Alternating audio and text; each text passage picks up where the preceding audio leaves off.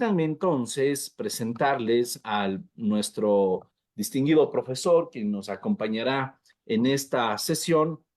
Me refiero al profesor Simón Valdivieso, quien ya nos ha acompañado en otras ocasiones y la verdad hemos recibido excelentes comentarios para eso, y es por esa misma razón que hoy nos sentimos muy honrados de que nos pueda acompañar nuevamente para abordar un tópico que lo domina bastante bien. El doctor Simón Valdivieso es doctor en jurisprudencia y abogado por la Universidad de Cuenca, especialista en Derecho Penal y Justicia Indígena y magíster en Derecho Penal y Criminología. Cuenta con un diplomado superior de Derecho Constitucional y Derechos Fundamentales. Asimismo, fue asesor de la presidencia de la Corte Suprema de Justicia. También fue juez penal, así como juez presidente del Tribunal de Garantías Penales en la ciudad de Cuenca, procurador síndico y secretario general de la Municipalidad de Cuenca, secretario general del Gobierno Provincial de la SUAY y director provincial del Consejo de la Judicatura. En lo que a publicaciones se refiere, ha publicado varias obras, entre otras, Código Penal con definiciones y concordancias, Cuenca, Patrimonio Cultural y Turismo, El juez ecuatoriano y el nuevo Código de Procedimiento Penal, el derecho a un juicio rápido, litigación penal en Ecuador, los procedimientos en el COIP, entre otros. En el ámbito de la docencia universitaria, ha participado como profesor de Derecho Penal en la Universidad de la SUAY, en la Universidad Católica de Cuenca, en la Universidad Internacional SEC, asimismo en la Universidad Panamericana de Cuenca, entre otras cátedras, principalmente criminología, derechos humanos, derecho penal y derecho procesal penal en la Universidad Andina. Además, ha sido profesor invitado de posgrados, y también director de la primera maestría en Derecho Penal de la primera y segunda corte en la Facultad de Jurisprudencia en la Universidad de Cuenca, además de ser conferencista nacional e internacional desde el año 1991.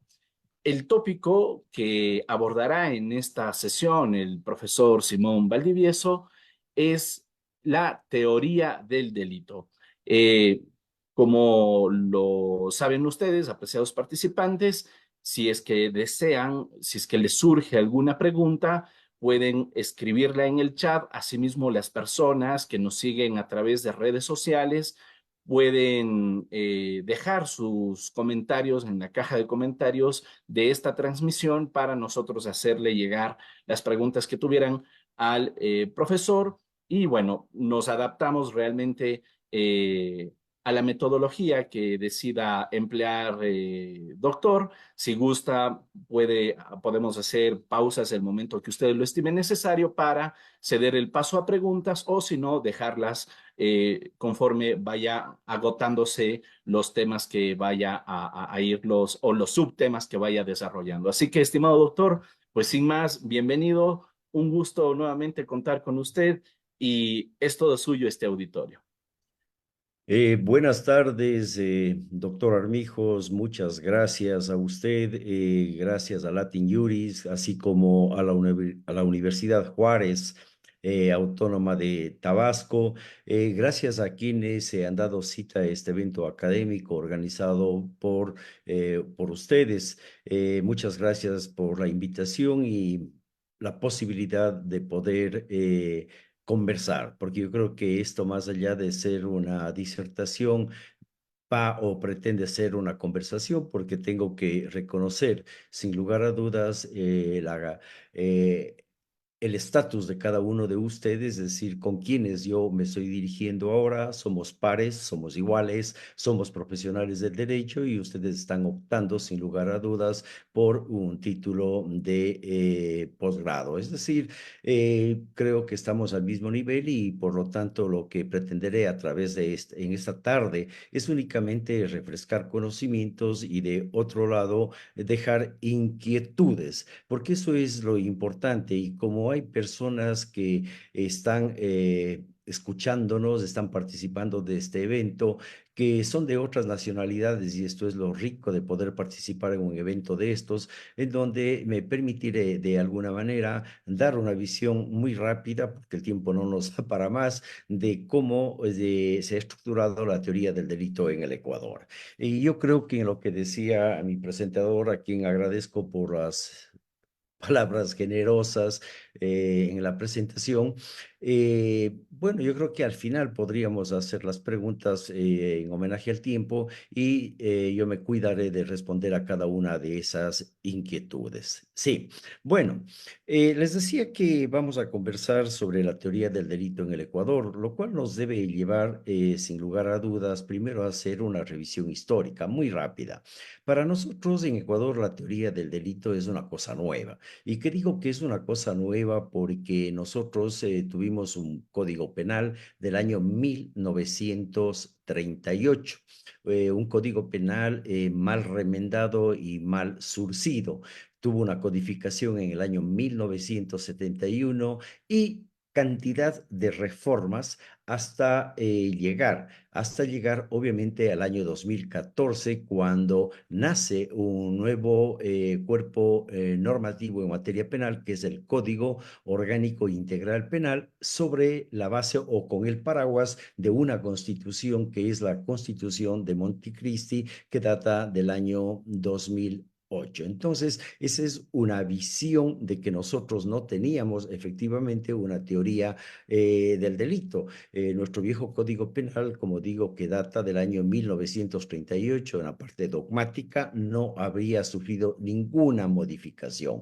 Más bien, las reformas que se habrían dado en el decurso de los años hasta llegar a las vísperas del 2014, más apuntaban a la parte especial del código penal. Hoy por hoy, digo, tenemos un Código Orgánico Integral Penal que, si algo es rescatable de este, no estamos para comentar porque es para otra conversación, un código eminentemente punitivo, demasiadamente punitivo. Eso es este viejo, digamos, este Código Orgánico Integral Penal. Sin embargo, tiene un mérito de haber sistematizado el derecho penal. Nosotros teníamos el derecho penal disperso, teníamos cuerpos normativos que miraban a los tres derechos: el derecho adjetivo, el derecho sustantivo y el derecho ejecutivo penal, totalmente dispersos. El 2014 nos permite crear un código en donde, a través de libros, se concentran y se logra evitar esa dispersión normativa. Ese es un mérito del legislador del año 2014. Entonces, entrando en materia y sobre la teoría del delito, nuestra primera lectura es que no existió una teoría del delito. Es decir, nosotros no podíamos hablar en esa época de categorías dogmáticas, como hoy lo estamos haciendo aquí en Ecuador, y lo estamos haciendo en otros países en Latinoamérica y en el mundo. Es decir, Ecuador hoy ya tiene la posibilidad de hablar el mismo idioma, cuestión que hasta el 2014 no lo podíamos hacer, porque simplemente nosotros, cuando hablábamos del delito, recordábamos que el artículo 1 del viejo Código Penal decía que leyes penales son todas aquellas que contienen un precepto sancionado con la amenaza de una pena. La teoría de Feuerbach, la teoría de la coacción psíquica, y obviamente hablaba leyes penales las que contienen un precepto, es decir, la valoración de la conducta. Luego nos llevaba al artículo 10, donde hacía referencia a las infracciones, es decir, a estas leyes penales y la clasificación bipartita en atención a la gravedad, que era delitos y contravenciones. Y así por el estilo. Y si nosotros abrimos el viejo código, nos encontramos a partir y en forma incluso no tan secuencial, manteniendo el tema numérico. Tenemos que, por ejemplo, en el artículo 10 que hacía referencia, en el artículo 10 habla de las infracciones como los actos imputables sancionados por leyes penales. Artículo no, leyes penales son todas aquellas que contienen un precepto sancionado con la amenaza de una pena. En el artículo 12 hace referencia a algo muy interesante para la época: que nadie podrá ser reprimido por un acto previsto por la ley como infracción si el acontecimiento dañoso o peligroso de que depende la existencia de la infracción, no es consecuencia de su acción u omisión. Y luego nosotros tenemos que en el artículo 13, en el artículo 13 habla de la relación de causalidad y aquí es importante señalar cuál era el signo de nuestro derecho penal a partir del año 1938 hasta el 2014 cuando se deroga este código. Es decir, nosotros abrazábamos la teoría causalista de la acción. Y aquí es importante también hacer hincapié que nosotros empezamos a hablar de la teoría del delito ya bien entrado el siglo XXI.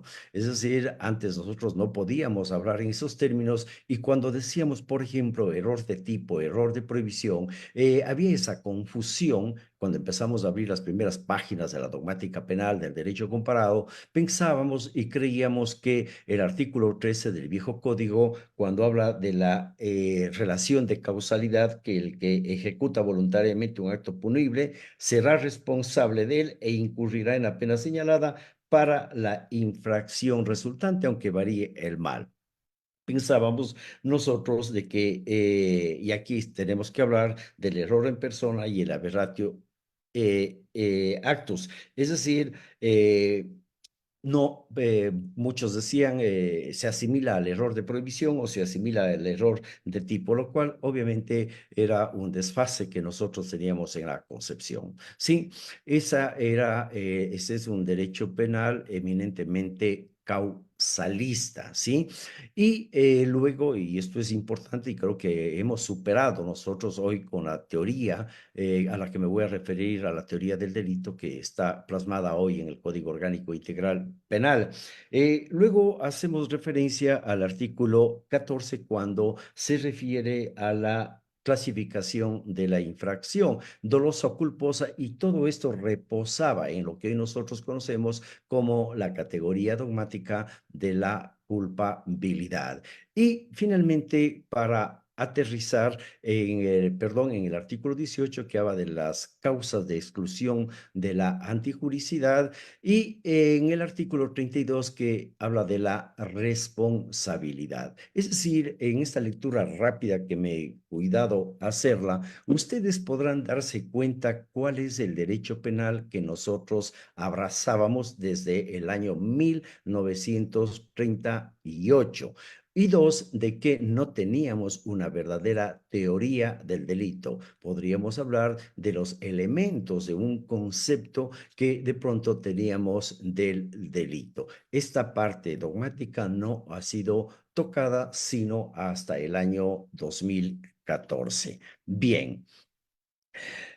Algo que me parece importante compartir con ustedes y en ese afán de refrescar el conocimiento adquirido ya por ustedes, de compartir experiencias, es que este viejo código tenía una cuestión muy interesante, que eran lo que se llamaban las causas de excusa, que estaban previstas en el código penal, causas de excusa que no tienen que ver absolutamente nada con lo que hoy, por ejemplo, cuando hablamos de la teoría finalista de la acción. Entonces, estas teorías de excusa en el Ecuador operaban para determinados delitos en determinadas circunstancias, no eran causas de exclusión de la antijuricidad, no eran causas de exclusión o de inculpabilidad, sino eran unas causas novedosas que apuntaban a aminorar la cantidad de pena, sí, atendiendo a determinadas circunstancias. Nuestro viejo código penal era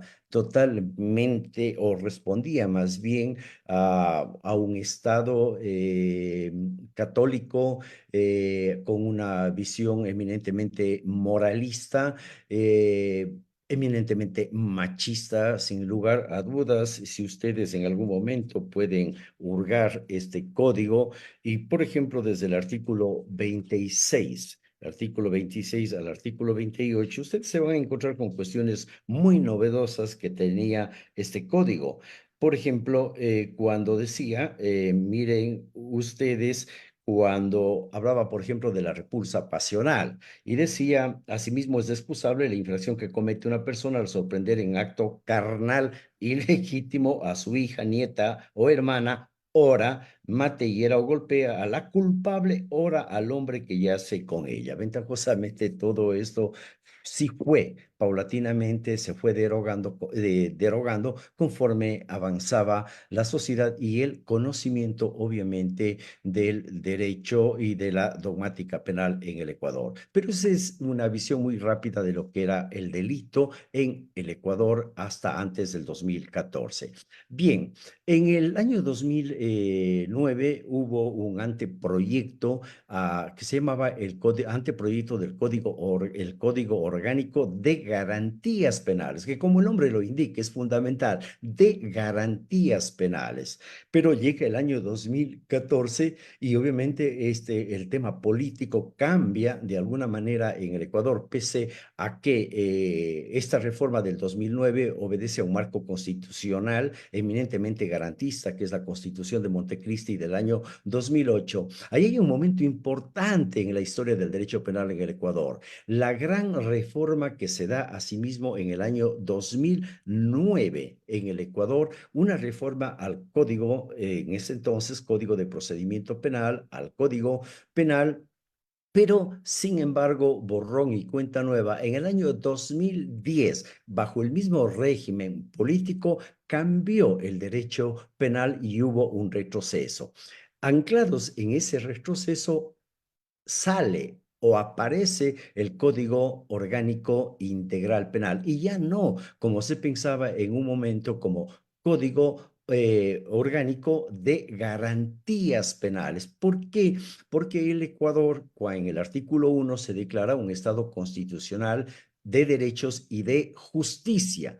Y bajo el tema de que es un Estado de justicia, no significa otra cosa que el juez, primero hablamos de la horizontalidad de la judicatura, hablamos del juez garante de derechos y el juez creador de derecho. Entonces, si esa era la visión de la Constitución de Montecristi, obviamente que el derecho penal tiene que responder, obviamente, a esta expectativa constitucional.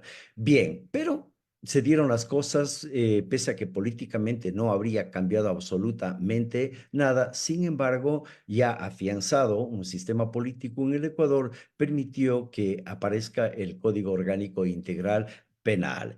Y bien, y aquí se elabora una teoría del delito a medias. ¿Y por qué digo a medias? Porque es curioso que incluso la categoría, cuando hablamos del dolo, y al dolo lo pone obviamente en la categoría dogmática de la tipicidad, sin embargo conserva esto que habla de la doctrina del dolus malus, es decir, el del dolus malus, el designio de causar un daño. Entonces, incompatible totalmente con la teoría finalista de la acción. Y obviamente ustedes no podrían haber encontrado en el texto originario del 2014 ni el error de tipo ni el error de prohibición.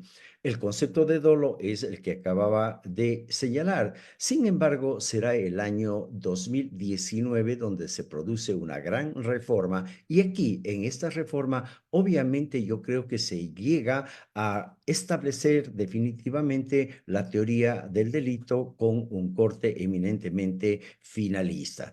Es decir, nosotros no hemos tenido y teníamos en un principio un híbrido y ¿por qué? Porque políticamente y cuando uno analiza, o me permití en algún momento analizar el debate, entre comillas, debate legislativo para que surja el Código Orgánico Integral Penal, obviamente en la objeción que se hacía desde el Ejecutivo es que este código, es decir, si mantenía la teoría del delito de corte finalista y como estaba en el proyecto del año 2009, sin lugar a dudas, iba a haber una desobediencia total y no se iba a poder gobernar en el Ecuador. Es decir, pensaban que con esta teoría consolidando la teoría finalista de la acción, esta teoría del delito, eso iba a generarle un problema al Estado ecuatoriano. Eso es lo que se dice, eso están en las actas, esas son las observaciones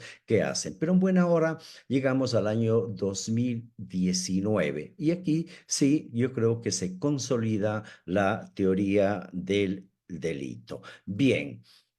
Eh, la lectura que me pretendo hacer muy rápidamente es, y algo me han escuchado, es que debe ser desde el punto de vista eminentemente constitucional. Y su construcción, obviamente, de esta teoría tiene su origen sin descuidar de la dogmática penal para la elaboración de la misma.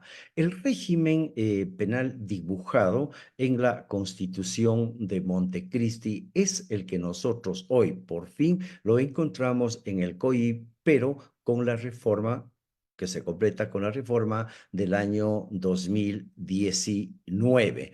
Y obviamente que aquí hemos de recurrir y para entender la teoría del delito, es decir, el régimen penal en el Ecuador, partiendo del análisis o de la lectura del artículo 1, principalmente cuando el Ecuador se declara un Estado constitucional de derechos y justicia. Algo ya he hecho referencia, pero también hay algo fundamental que tiene que ver con la teoría del delito, es que el Ecuador se declara un Estado unitario, intercultural y plurinacional. Y cuando también hablamos, y por eso es que hablamos de un Estado de derechos, porque está reconociendo el pluralismo jurídico, es decir, no solamente el derecho ordinario, sino el derecho internacional de los derechos humanos, el derecho comunitario de la comunidad andina y el derecho de la justicia indígena. Entonces, eso es lo importante para que este nuevo derecho, esta teoría del delito, sea como hoy pretendemos, realmente se habría consolidado en el año 2014. La teoría del delito es una herramienta de la dogmática penal que sirve para una correcta aplicación de la ley penal, nada más, ¿sí? Por eso es que hemos hecho referencia al artículo 1, el artículo 66.5 de la Constitución, el artículo 76.2, 76.3 y el artículo 195. Personalmente considero que este es el anclaje para el surgimiento de la teoría del delito y este nuevo derecho penal en el Ecuador. Es decir, ese es en donde nos anclamos constitucionalmente. Y la lectura acá es desde una óptica eminentemente constitucional. Sí, queremos superar el positivismo, ese neopositivismo jurídico, todavía, a ver, pese a que tenemos una constitución y dice que el Ecuador es un Estado constitucional, sin embargo, aún no hemos cambiado el chip dentro de los operadores de justicia, operadores jurisdiccionales, los profesionales del derecho, la mentalidad en cuanto a que la solución o que el derecho penal debe ser leído desde un enfoque eminentemente constitucional, superando las trabas de ese perverso positivismo que históricamente ha estado sumido el Ecuador.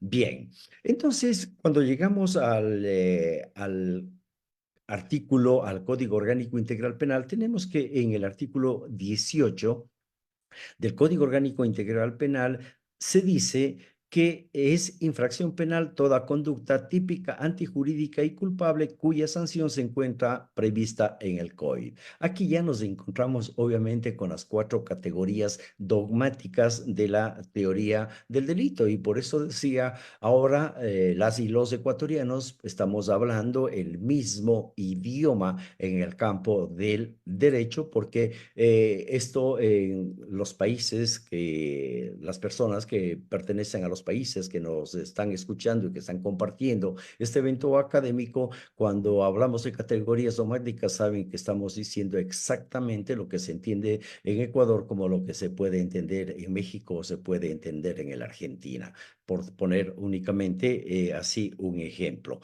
Bien.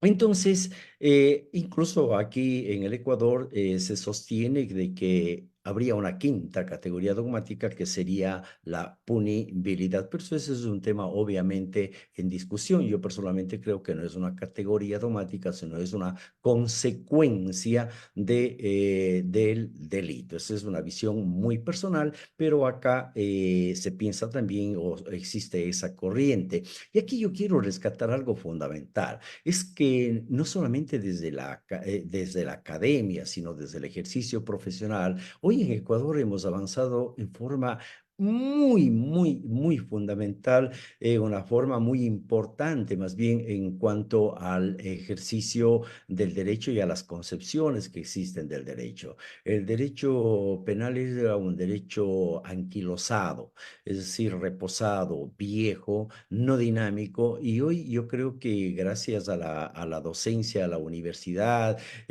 a los institutos, que se han precautelado en la parte, digamos, que se han cuidado de la parte académica, es que nuestro horizonte también se ha abierto en el Ecuador y aquí tenemos penalistas de buena talla que obviamente ya nos están hablando del derecho penal en forma totalmente distinta a la que nosotros teníamos en las viejas concepciones. Bien, entonces rápidamente vamos a hablar de las cuatro categorías dogmáticas. Y la primera categoría dogmática, sin lugar a dudas, es la de la conducta en términos del artículo 18 del Código Orgánico Integral Penal. Eh, Algo que podríamos afirmar en un primer momento es, y con respecto a esta categoría dogmática, es que el derecho existe en tanto regula las relaciones humanas, de modo que la conducta humana es el punto de partida de toda reacción jurídico penal. El acto, como primera categoría dogmática del delito, constituye obviamente la realización del principio constitucionalidad, del principio constitucional de la materialidad de la acción. Yo les había invitado y les había dicho que para analizar la teoría del delito debemos partir obviamente del marco constitucional y había enunciado algunos de los artículos de la Constitución de Montecristi y la Constitución de 2008. Cuando hablamos de la categoría dogmática delito, nosotros tenemos que hacer referencia al principio de materialidad y obviamente hay un axioma que no es otro que no hay daño sin acción. Y obviamente esto nos lleva al artículo 76.3 de la Constitución del Ecuador, cuando dice en el artículo 73 que nadie podrá ser juzgado ni sancionado por un acto u omisión que al momento de cometerse no esté tipificado en la ley como infracción penal, administrativa o de otra naturaleza, ni se le aplicará una sanción no prevista por la Constitución o la ley. Solo obviamente se podrá juzgar a una persona ante un juez o autoridad competente y con observancia del trámite propio de cada procedimiento. Principio de legalidad procesal, ¿sí? Bien, entonces, cuando hacemos referencia, obviamente, a la primera categoría dogmática, decimos que esto tiene que ver con el principio constitucional de materialidad de la acción. ¿Por qué? Porque simplemente que en función de que no es acción o no pertenece al mundo del derecho penal y por tanto se sanciona el hacer y no el ser. Bien, esta es una de las primeras conquistas, obviamente, del derecho penal liberal, pues establece, y ustedes saben, una garantía para los ciudadanos que solo serán punibles los actos. Consecuentemente, descartamos los pensamientos, las intenciones y los hechos, obviamente, de la naturaleza porque no tienen una relevancia jurídica. Aquí me viene a la mente, y ustedes recordarán lo que decía Carrara, el pensamiento no delinque mientras no se exterioriza, obviamente, la idea criminal. Entonces, la acción es un concepto jurídico que sostiene toda la teoría del delito y es obviamente el presupuesto para luego hablar nosotros de la tipicidad, ¿no es cierto? Es un presupuesto de la tipicidad, la antijuricidad y la culpabilidad. causalidad. Bien. Aquí también quiero hacer un paréntesis muy rápido. Voy a seguir hablando sobre esta categoría dogmática, pero es fundamental hacer referencia a que si el delito obviamente es una conducta, ¿no es cierto?, un acto humano comprensivo de la acción como de la omisión, aquí es fundamental hacer referencia al nexo causal. ¿Sí? El nexo causal o una relación de causalidad entre el acto humano y el resultado producido. Bien, porque al derecho penal le interesa atribuir resultados perniciosos a una determinada conducta, por lo que es necesario, en primer lugar, establecer si entre la acción humana penalmente relevante y el resultado existe una relación de causalidad. El Código Orgánico Integral Penal en el Ecuador, en el artículo 22, habla de las conductas penalmente relevantes, es decir, esto en base a los principios de lesividad y al principio de mínima intervención penal. Y dice, son penalmente relevantes las acciones u omisiones que ponen en peligro o producen resultados lesivos, descriptibles y demostrables. No se podrá sancionar a una persona por cuestiones de identidad, peligrosidad o características personales. Por lo tanto, lo que adopta el Ecuador es la teoría de un derecho penal de acto, no un derecho penal de autor. Es decir, lo que algunos incluso hacen referencia o siempre están hablando del derecho penal del enemigo. Sin embargo, aquí tenemos que ser claros. Ecuador adopta un derecho penal de acto, no derecho penal de autor. Sin embargo, solamente les convido y para la reflexión, por ejemplo, el artículo 552 del Código Orgánico Integral Penal, pese a que este es el principio y se habla de las conductas penalmente relevantes y que tenemos un derecho penal de acto, en el artículo 552, cuando se hace referencia a las medidas cautelares en los temas medidas cautelares para personas, medidas cautelares, hace referencia a las órdenes especiales en los delitos de terrorismo y su financiación. Y aquí es curioso que obviamente que el juzgador puede dictar medidas cautelares contra las personas que figuran en la lista general del Consejo de Seguridad de la Organización de Naciones Unidas, identificadas como terroristas individuales, grupos u organizaciones terroristas, etcétera, etcétera. Entonces, realmente que del dicho al hecho hay un gran trecho. Si bien nosotros tenemos un paraguas constitucional, tenemos un código orgánico e integral penal que se pronuncia sobre cuáles son las conductas penalmente relevantes, no es menos cierto que también inconscientemente mantenemos este derecho penal de autor. Bien,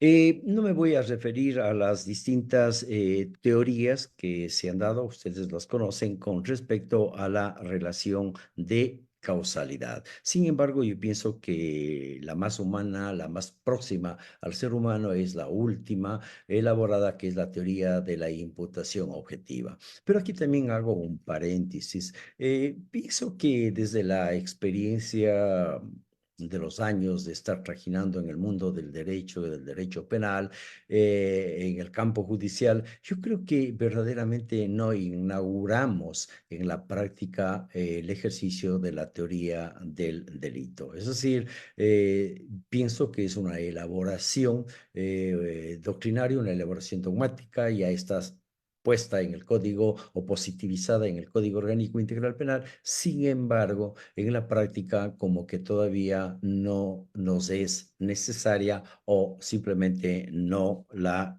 invocamos. Bien, de vuelta entonces a lo que estábamos señalando sobre la teoría del delito y a la primera categoría dogmática, ¿no es cierto?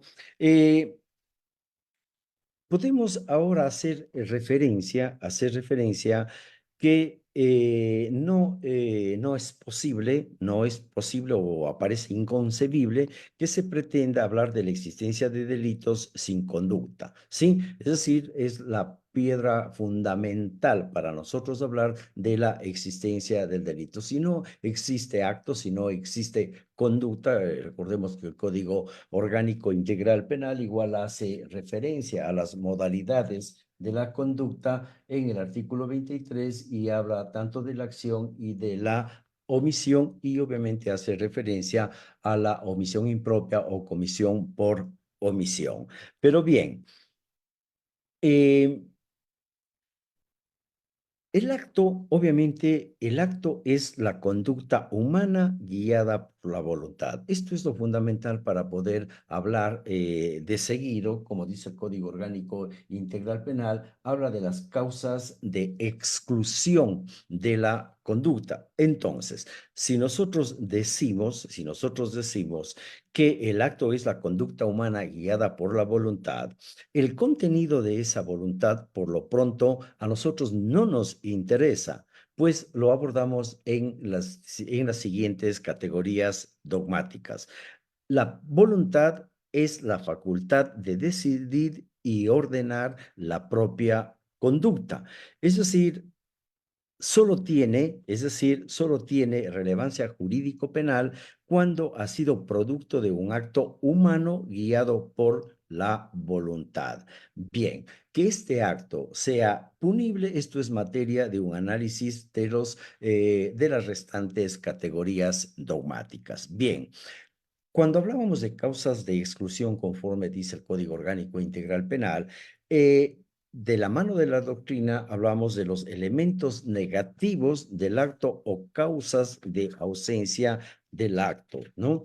Es decir, el acto es la conducta guiada por la voluntad. Bien, tenemos que los actos que no son humanos o no son voluntarios no tienen relevancia jurídico-penal y consecuentemente no podrán pasar el primer filtro del análisis de las categorías dogmáticas. Yo me he cuidado de hacer referencia a que cuando hablamos de la teoría del delito hablamos de un sedazo, es decir, es donde entra la conducta y tiene que ir acoplándose cada una de las categorías dogmáticas, ¿sí? Ustedes saben, hay diferentes teorías de las ventanas, la teoría de las gradas, de las puertas, etcétera, etcétera, que han sido elaboradas desde la doctrina. Entonces, un poco esa es la idea, es decir, primero ver si este hecho es o no es un acto, es una conducta humana. No hay acto en las siguientes circunstancias. Obviamente los hechos causados por los animales o las fuerzas de la naturaleza, el mundo de lo interno, los pensamientos, hacíamos referencia hace un momento, las intenciones, las emociones, los sentimientos, los estados de inconsciencia, entre los que se encuentran el sueño, el sonambulismo, la sugestión hipnótica. Otra de circunstancia que no es acto en definitiva es la fuerza física irresistible que obviamente iremos viendo y al final, cuando hablemos de la última categoría dogmática de la culpabilidad, habremos de recordar de que la fuerza moral irresistible, en la que se analizaremos en la categoría dogmática de la culpabilidad, no es una causal de ausencia del acto. Es decir, no hay que confundir la fuerza irresistible, interna o externa, o con la fuerza moral irresistible. Bien. Además, no son los actos de las personas jurídicas. Nuestro Código Orgánico Integral Penal también esto es nuevo.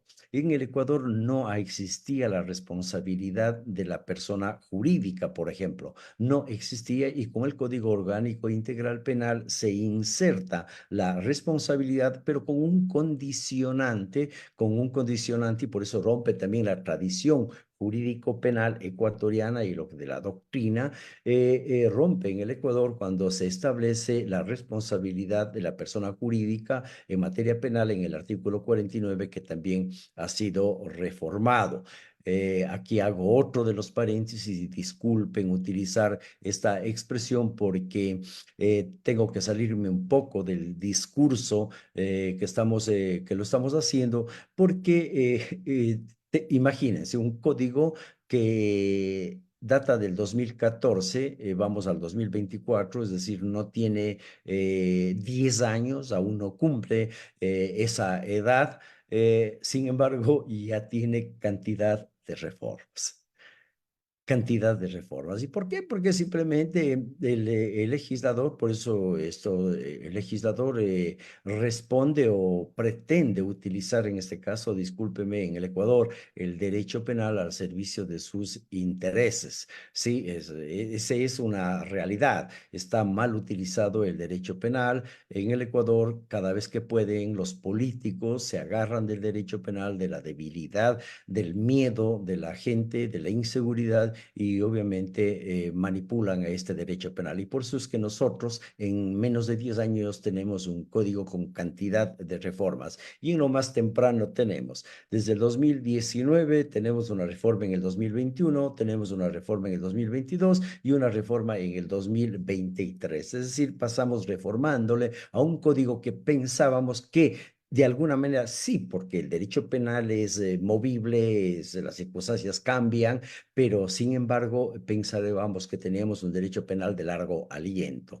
Y no es que las condiciones sociales del Ecuador hayan cambiado del 2014 al año 2024. No, no, no, absolutamente no ha cambiado. El tema es de que el político utiliza el derecho penal. Esa es una gran verdad, aunque puede incomodar a varias personas. Entonces, quería decir de que obviamente cuando decíamos que no hay acto en los actos de las personas jurídicas, porque obviamente desde la doctrina hay la falta de capacidad de autor, de actuar, porque carecen de voluntad. Hay una falta de capacidad de culpabilidad, porque la culpabilidad es un juicio de reproche que hace obviamente la sociedad a una persona por haber actuado de una forma, es decir, por cometer un delito.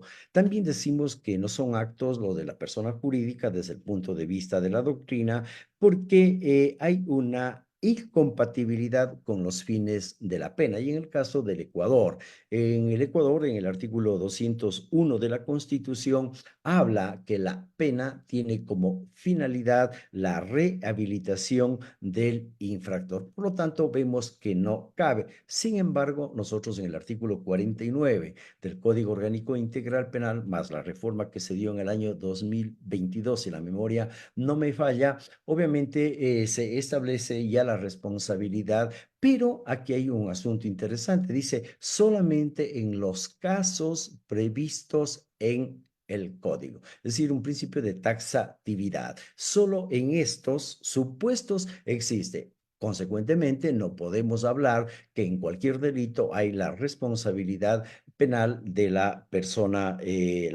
jurídica. Bien. Eh,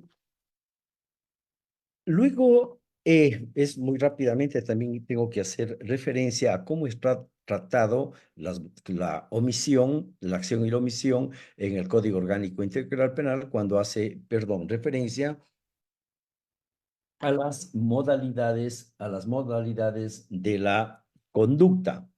Nosotros tenemos los delitos de omisión, ¿no es cierto? Tanto los delitos de omisión propia y omisión impropia. Es decir, la omisión no es solo no hacer, sino que omitir una acción determinada. Sí, la omisión es la no realización de una acción que se está obligado a hacer y se está en capacidad de hacer. Eh, en el Código Orgánico Integral Penal hablamos de las clases de omisión y obviamente tenemos la omisión propia y es obviamente en los casos que están establecidos expresamente en el Código Orgánico Integral Penal. Hay varios tipos penales, entre otros, por ejemplo, los de los artículos 134, 135, 319, 276, etcétera, ¿sí? Es decir, nosotros sí tenemos prevista la omisión propia. Luego tenemos la omisión impropia o comisión por omisión.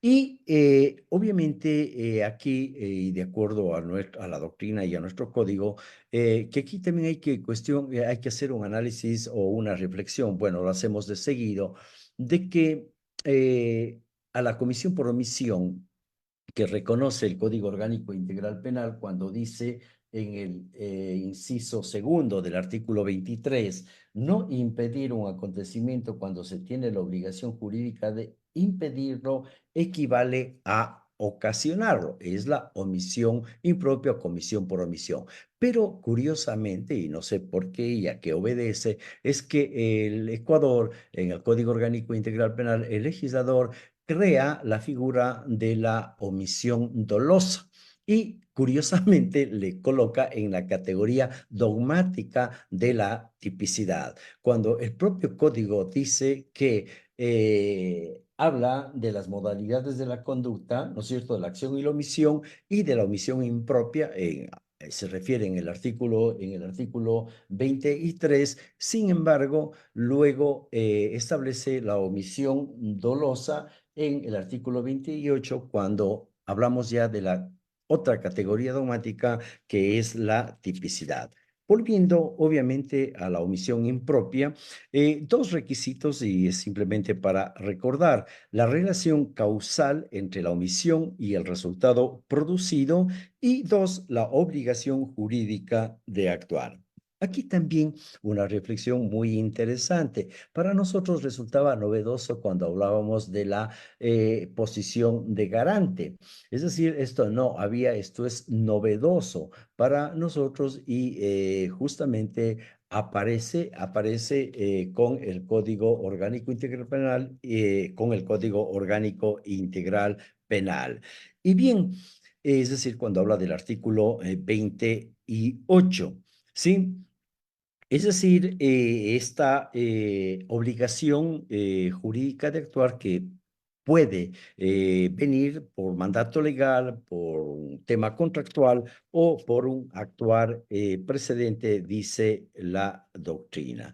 Bien, y concluimos en esto de que si la omisión impropia se construye a través de tipos penales comisivos. Sí, esa es una lectura final que me permito hacer. Ahora, vamos al punto de reflexión que decía, la omisión dolosa del artículo 28. Aquí lo que llama, y esto es justamente el propósito de esta conversación, es eso, ¿no? Es decir, lo primero es dejar, yo lo que digo, metido cucos, ¿no? Es decir, inquietudes para que ustedes al final respondan a ustedes mismos para el debate. Eso es lo fundamental. Lo primero que llama la atención es la ubicación del artículo, es decir, del artículo 28 que habla de la omisión dolosa. La omisión dolosa, dice la norma, la omisión dolosa describe el comportamiento de una persona que deliberadamente prefiere no evitar un resultado material típico cuando se encuentra en posición de garante, ¿sí?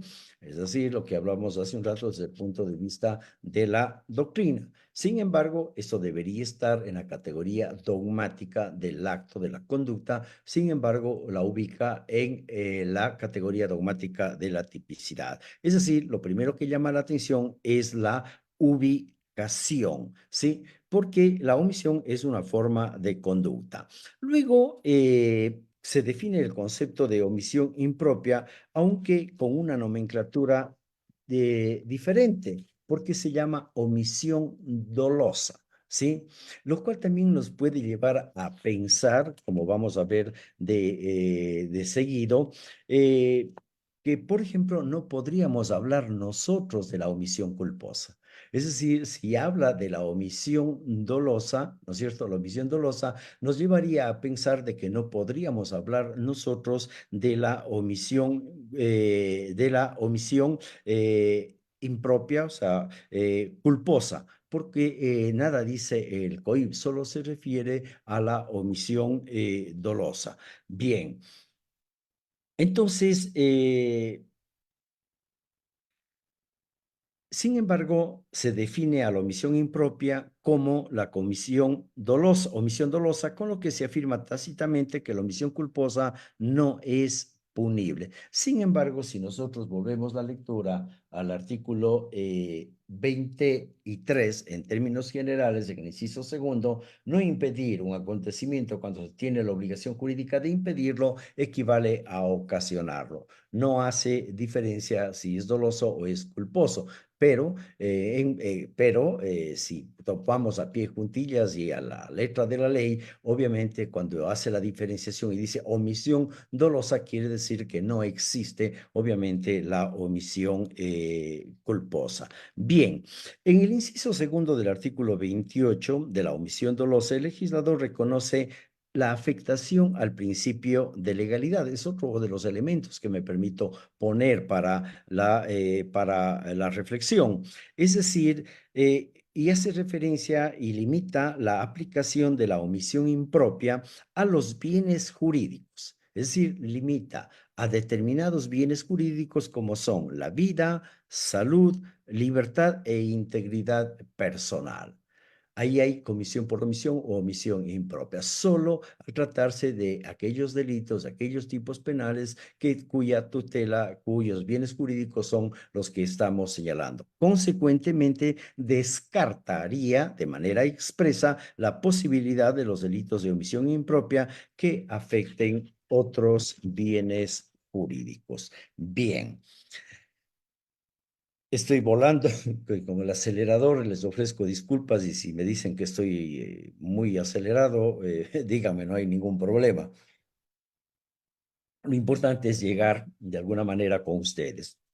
Pasamos a la segunda categoría dogmática, que es la tipicidad.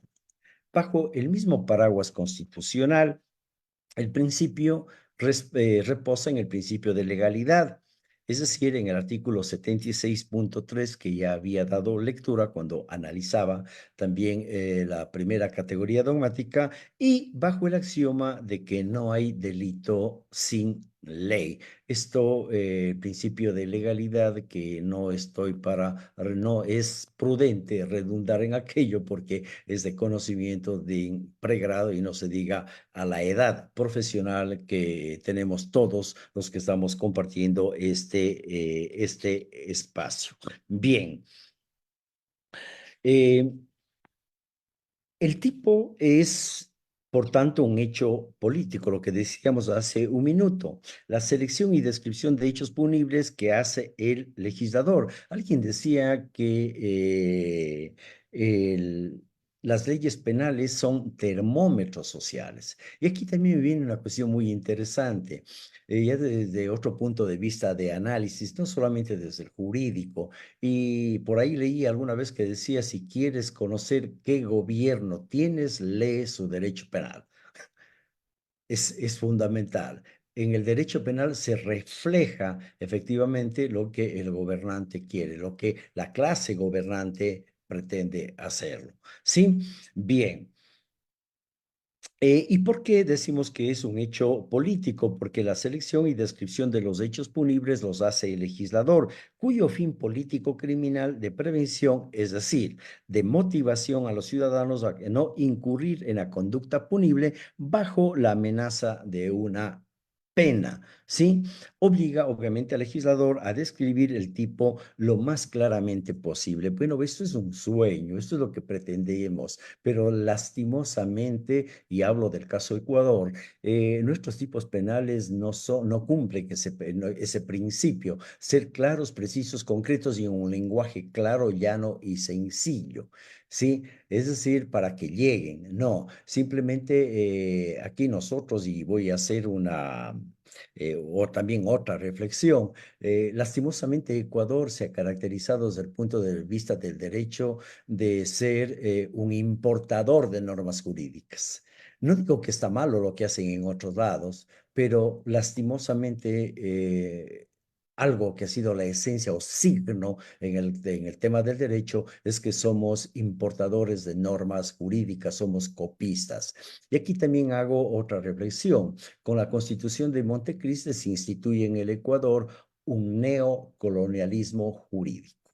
porque la Constitución de Montecristi no es una constitución que nace de las entrañas de la realidad del pueblo ecuatoriano, sino nace también y principalmente, por ejemplo, del constitucionalismo español. Entonces, yo sí me permito decir que Ecuador vive una suerte de neocolonialismo jurídico. Eso puede afectar, puede molestar, pero libertad de expresión y de pensamiento. Puedo estar equivocado, sin lugar a dudas, pero me permito también hacer esa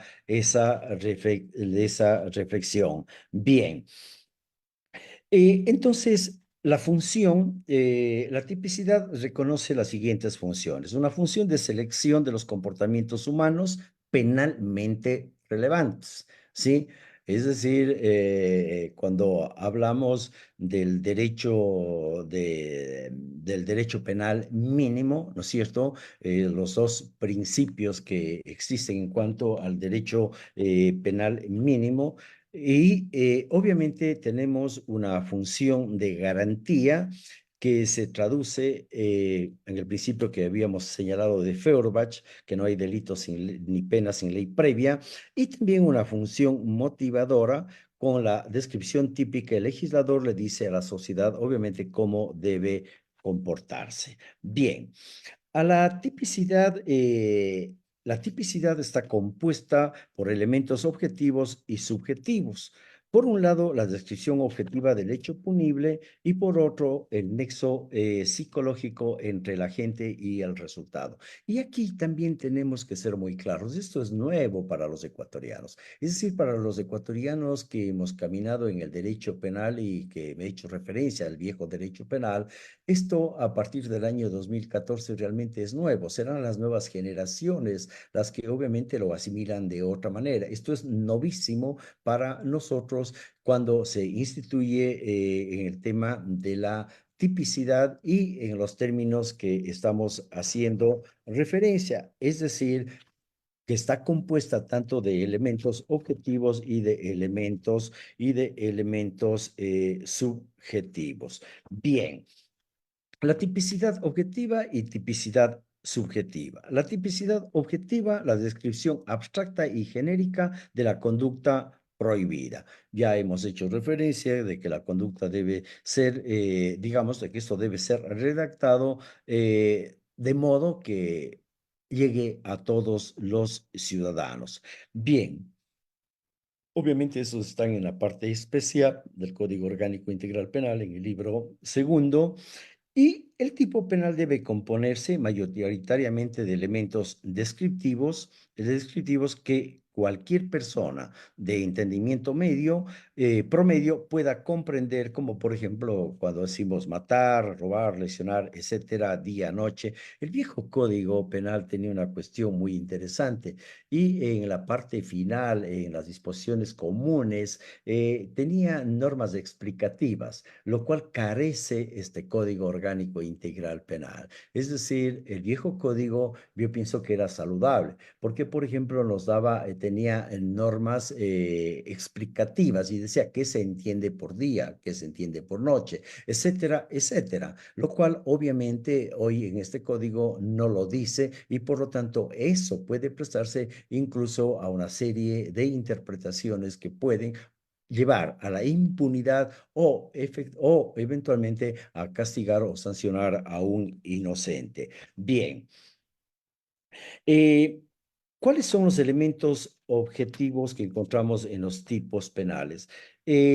Unos elementos necesarios o sustanciales y unos elementos no necesarios o accidentales. Yo creo que me voy a saltar en definitiva de eso porque no pienso que haya nada nuevo en lo que yo puedo decir del conocimiento que ustedes ya lo tienen adquirido. Bien.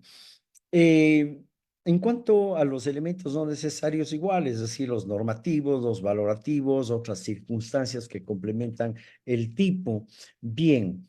Y lo que sí quiero hacer referencia es de que el principio de legalidad se materializa concretamente en la tipicidad objetiva. Bien, ahora, el otro elemento que nos corresponde hacer referencia es a la tipicidad subjetiva. Y obviamente cuando hablamos de la tipicidad a la tipicidad subjetiva, hablamos de la responsabilidad penal como el juicio de reproche que hace la sociedad a una persona que ha obrado en contra del derecho. Así, a pesar de que en la antigüedad fueron, recuerden ustedes, sancionados penalmente animales e incluso cosas por la lesión de derechos de las personas, principalmente a partir del pensamiento liberal, el fundamento de la responsabilidad penal está dado por el libre albedrío. Es decir, que solo pueden ser sancionados penalmente quienes han obrado con voluntad y conocimiento de sus actos. Recordemos nosotros que incluso en el artículo 66.5 de la Constitución no hace referencia a esto. Bien, eh, esta relación, y hablamos de una relación psicológica entre el acto y el autor, ha dado origen, obviamente, a los conceptos de dolo y culpa. Ustedes me escucharon cuando hacía un esbozo muy rápidamente de del delito en el viejo derecho penal ecuatoriano, hacía alusión que, por ejemplo, los conceptos de dolo y culpa estaban en la categoría dogmática en la culpabilidad. Hoy nosotros lo tenemos en la categoría dogmática de la tipicidad. Bien. Eh,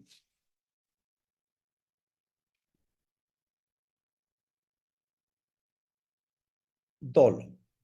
Obviamente que nosotros con la reforma del año 2019 y decía, se consolida definitivamente la teoría del delito, porque el concepto que tenía originariamente el Código Orgánico Integral Penal, cuando hablaba del dolo, en el artículo 26, decía, actúa con dolo la persona que tiene el designio de causar un daño, es decir, el dolo malo, ¿sí? Hoy, obviamente, el Código Orgánico Integral Penal, cuando ya hace referencia al dolo, la reforma del año 2019 dice actúa con dolo la persona que conociendo los elementos objetivos del tipo penal ejecuta voluntariamente la conducta. Sí, obviamente, y aquí se mantiene y es otro tema de discusión interesante, es el tema de la preterintencionalidad. ¿Cabe o no la preterintencionalidad frente al concepto que trae el concepto de dolo? Es decir, entendido el dolo como la persona que conociendo los elementos objetivos ejecuta voluntariamente la conducta. Entonces, aquí obviamente también es para la discusión si sigue manteniendo el tema de la preterintencionalidad. Bien. No me voy a referir a las clases de dolo. En el COIP no se habla de las clases de dolo, sino todo esto lo asimilamos obviamente desde la doctrina, ¿sí? Bien. En cuanto a la culpa, que tiene que estar en la tipicidad subjetiva, obviamente aquí también hay una cuestión muy interesante. Es que aquí cambia lo que se entiende por culpa. Se entiende por culpa porque en el viejo en el viejo código penal, cuando se hablaba de la culpa, hacía referencia a lo siguiente en el artículo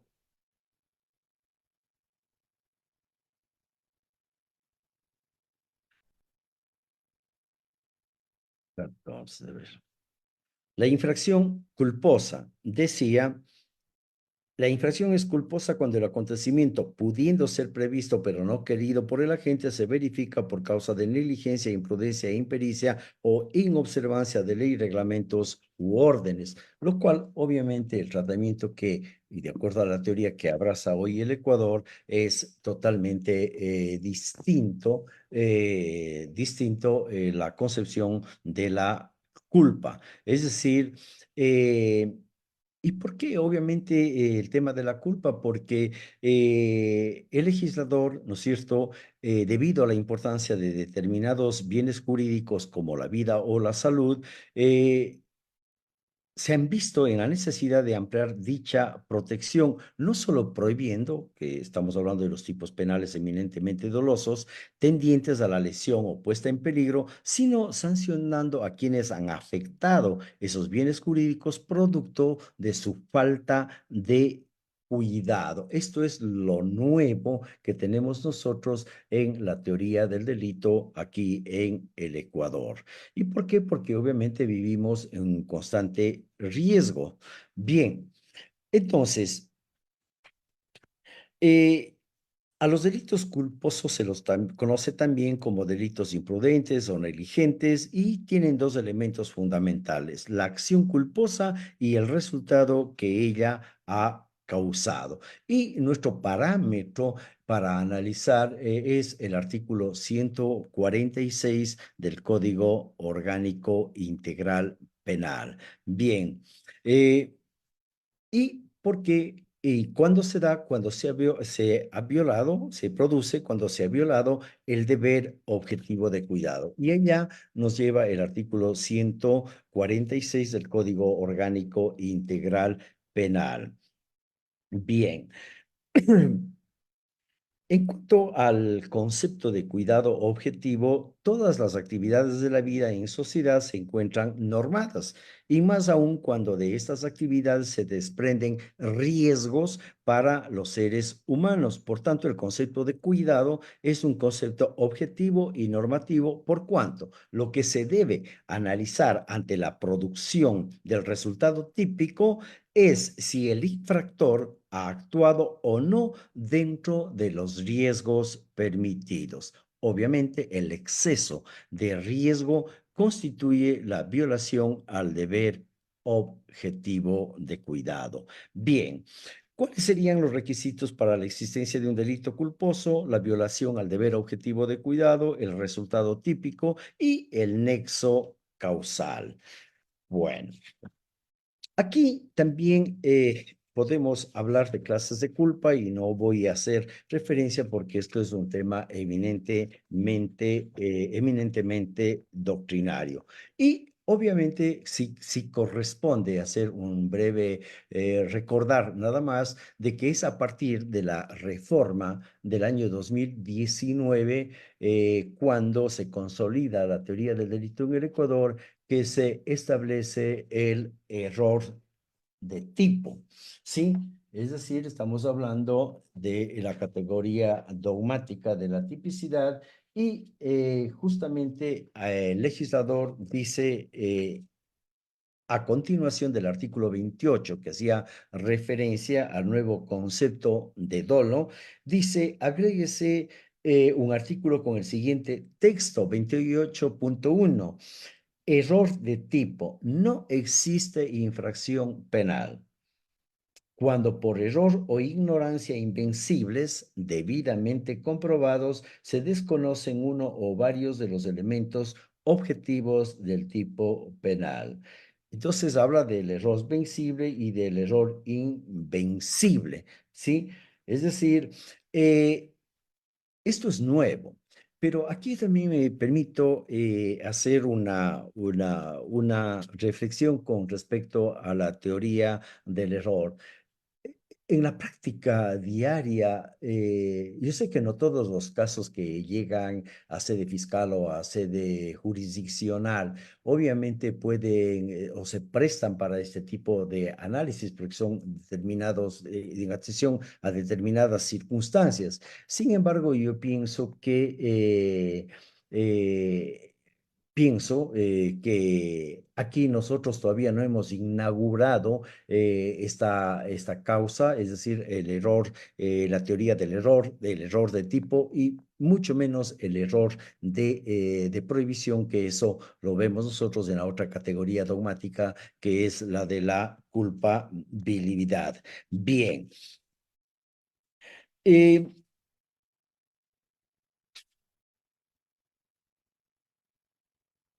Esto, y para cerrar en cuanto a esta categoría dogmática, obviamente hago referencia a cómo el legislador trata al error y dice no hay infracción. Y miren que es curioso, si el concepto de dolo era el designio de causar de un daño originariamente en el texto del artículo 28 de COIP del 2014, no es menos cierto que para la reforma del 2019, como cambia el concepto de dolo, ya se ve obligado el legislador a instituir la figura del error de tipo cuando dice no existe infracción. Es decir, no hay infracción penal cuando por error o por ignorancia, ¿sí?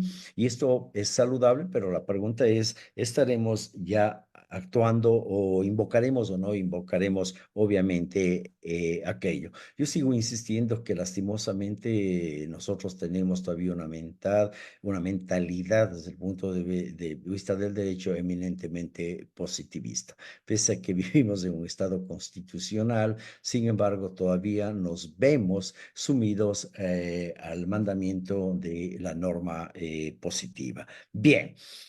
Cuando hablamos de la antijuricidad, es decir, hacemos la misma reflexión. La categoría dogmática, la antijuricidad, responde a dos principios, el principio de lesividad y el principio de necesidad, por lo que nos anclamos constitucionalmente en el artículo 66, numeral 5 de la Constitución. En el artículo 66.5 de la Constitución, cuando hace referencia a los derechos de libertad, dice el derecho al libre desarrollo de la personalidad, sin más limitaciones que los derechos de los demás. Esto es fundamental y por eso digo el análisis de la teoría del delito desde la visión eminentemente constitucional.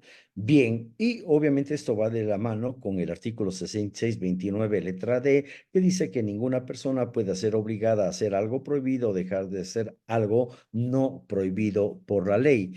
Pero también cuando nosotros hablamos de los principios de lesividad y necesidad, tenemos que referirnos al artículo 76.6 de la Constitución, que dice que la ley establecerá la debida proporcionalidad entre las infracciones y las sanciones penales, administrativas o de otra naturaleza. Es decir, el principio de lesividad y que obviamente tiene que ver con el principio de mínima intervención penal que en nuestra Constitución está establecido en el artículo 195 en el artículo 195. Entonces, en esto se basa esta categoría dogmática. Ese es el anclaje constitucional. Bien.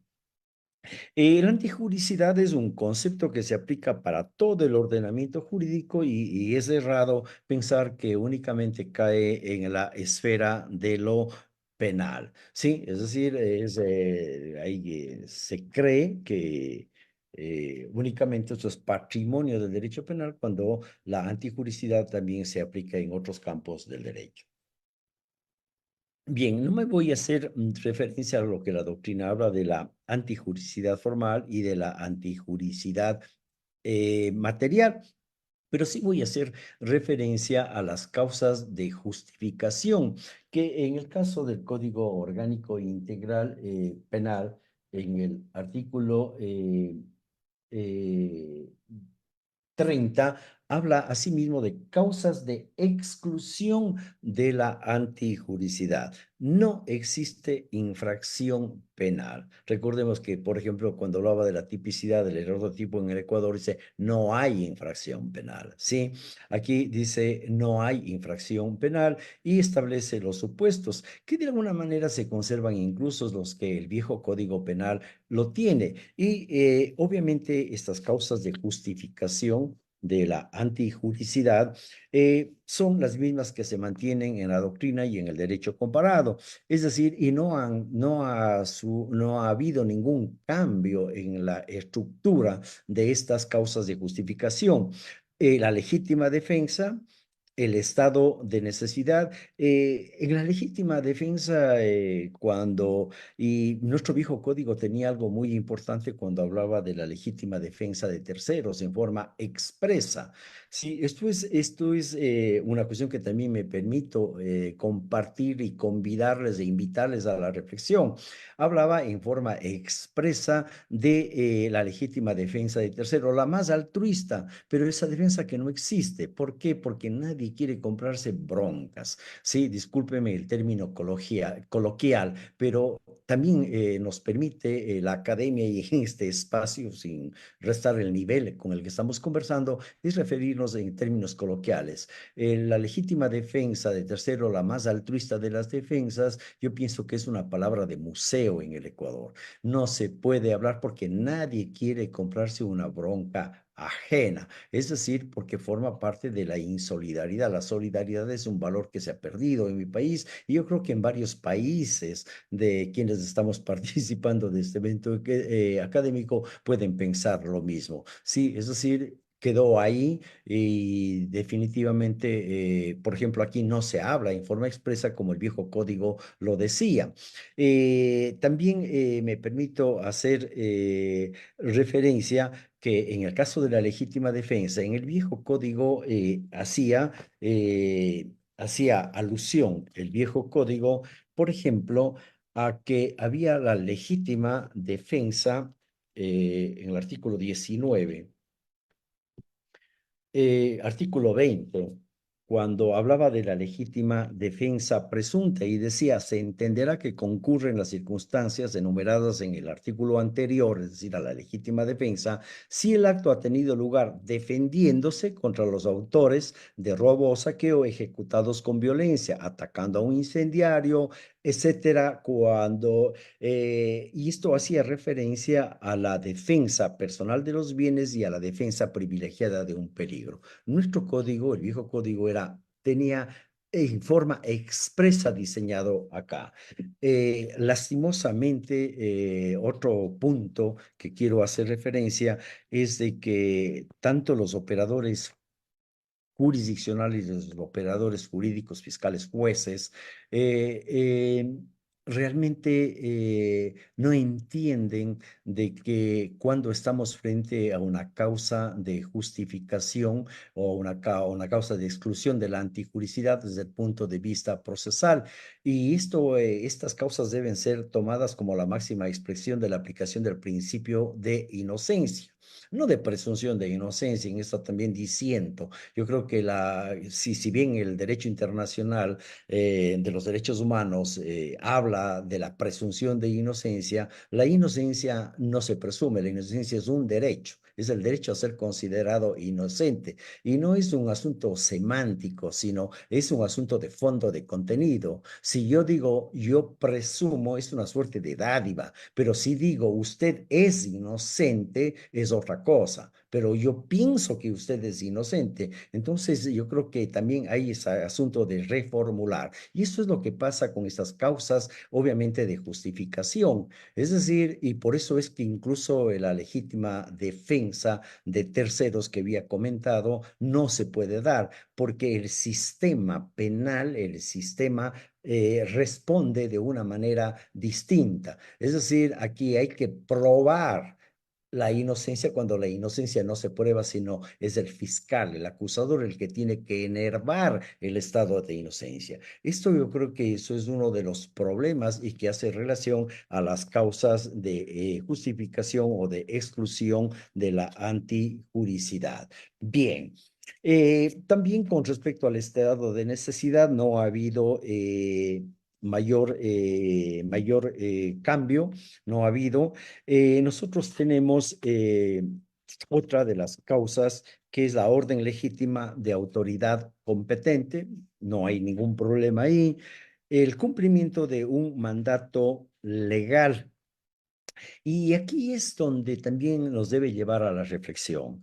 En el cumplimiento de un mandato legal al que incluso se refiere el Código Orgánico Integral Penal, cuando dice tampoco existe infracción penal cuando se actúa en cumplimiento de una orden legítima y expresa de autoridad competente o de un deber legal. El viejo código utilizaba una frase muy interesante y decía, no hay infracción cuando el acto está ordenado por la ley. Esta era la fórmula que tenía el viejo Código Penal. Sin embargo, cuando hablamos del cumplimiento de un mandato legal, eh, aquí el Ecuador también ha sufrido una serie de cambios y por eso es que en el artículo 30, en el artículo 30 del Código Orgánico Integral Penal, hace referencia a lo que acabo de señalar, al cumplimiento cuando dice se actúa en base de un deber legal. Y fue los hechos que se dieron en el país que llevaron a que obviamente en el año 2000, el año 2019 se produzca la reforma penal y en el 2022 y se cree en el artículo 30.1 que hace referencia a el cumplimiento del deber legal de la o el servidor de la Policía Nacional y de Seguridad Penitenciaria. Es decir, aquí el legislador responde a un problema que se había dado en el país, ¿sí? Entonces, y es que, pero también hay que ser totalmente objetivos. Es decir, yo creo que la realidad del Ecuador nos ha dado cuenta de que han habido una cantidad de procesos penales en los cuales han sido procesados, perdón, agentes de policía, principalmente que han intervenido en el cumplimiento de su deber. Eso llevó a que, de alguna manera, perdón, se regule con el artículo 30.1, pero no fue suficiente. Hizo que igual se genere el artículo 30.2, pero que tiene que ver con el sistema penitenciario. Y finalmente llegamos a que incluso tiene que reformarse el Código Orgánico Integral Penal, el artículo, perdón, 30.1 se reforma en el año 2022. Es decir, la norma creada por el legislador para estos casos resultó ser insuficiente.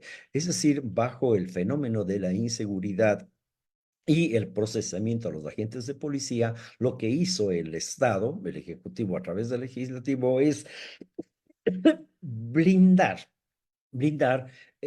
a la policía y brindar a los agentes penitenciarios. Ecuador vivió un proceso muy fuerte que tenía que ver con el amotinamiento dentro de las cárceles, el crimen organizado, que me he permitido decir entre paréntesis, se ha constituido en el sexto poder del Estado, es un poder fáctico, pero que es innegable en el Ecuador y cuyo cuartel general han sido obviamente las cárceles. Entonces, obviamente el derecho penal ha respondido de esa manera. Bien. Eh,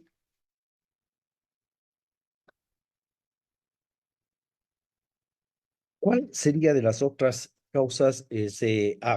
Cuando estoy refiriéndome a las causas de justificación, tengo que hacer mención al ejercicio de una profesión o actividad lícita, es decir, lo que está permitido por la ley no puede estar prohibido y recordemos el artículo 66.29, letra D de la Constitución ecuatoriana. Y luego también podemos hablar del consentimiento del sujeto pasivo. Cuando existe el consentimiento del sujeto pasivo, en los bienes jurídicos, obviamente que sí pueden ser renunciables, no en los no renunciables. Tenemos que aclarar, obviamente, el consentimiento del sujeto pasivo como una causa de justificación. Bien, y finalmente tendríamos que abordar la última categoría dogmática que sería la de la culpabilidad. Que también sea de paso decir Esta es la categoría dogmática que también ha sufrido un cambio en el Ecuador dentro del derecho penal que hemos venido manejando. Con la misma lógica que analizamos las otras tres categorías dogmáticas, me permito señalar que a la categoría dogmática culpabilidad le corresponde un principio que es el principio de la culpabilidad o de la responsabilidad que decimos. Por lo tanto, podemos afirmar de que no hay acción sin culpabilidad. Y aquí nos anclamos constitucionalmente en el artículo 1 que habíamos dado lectura y principalmente recuerden ustedes, yo había hecho alusión al inicio de esta conversación de que el régimen penal en el Ecuador está dibujado conforme o a la luz de la Constitución de Montecristi, pese a que permítame decir que ya en la parte práctica y ya incluso en lo que tiene que ver con los delitos y con las penas, nosotros no tenemos un derecho penal mínimo, no tenemos un derecho penal mínimo. Por eso sí me permito también afirmar allá a la altura de esta conversación de que en Ecuador no se puede hablar realmente de una constitucionalización del derecho penal. Yo me estoy cuidando de analizar y les he invitado a ustedes a leer la teoría del delito en el Ecuador sobre la base de la normativa constitucional. Sin embargo, en la práctica eso no sucede. Derecho en el Ecuador, nosotros creo que tenemos una hiperinflación de normas penales. Recién nomás está suspendida una reforma penal en nombre de la inseguridad en donde el político de turno quiere apropiarse de esa crisis y obviamente el Ejecutivo también los está convocando y estamos convocados a una consulta popular con el visto de la Corte Constitucional sobre el mismo tema. Y aquí viene una disputa entre el legislativo, porque tiene un capital político, y obviamente el ejecutivo, que también tiene su propio, quiere alcanzar su capital político. Y esta última propuesta de reforma al Código Orgánico Integral Penal no era otra cosa que aumentar las penas, limitar los derechos de las personas ya privadas de la libertad, crear dos tipos penales, es decir, más derecho penal para regular a la sociedad. Es decir, en contradicción con el estándar constitucional 195, pero esa es lastimosamente la realidad, ¿sí? Y por eso decía yo que tenemos que hacer referencia a la culpabilidad partiendo del artículo 1, el artículo 66.5 que he dado lectura y el artículo 76.2 que hace referencia el artículo 76.2, que se presume la inocencia de toda persona y será tratada como tal, mientras no se declare su responsabilidad mediante resolución firme o sentencia ejecutoriada.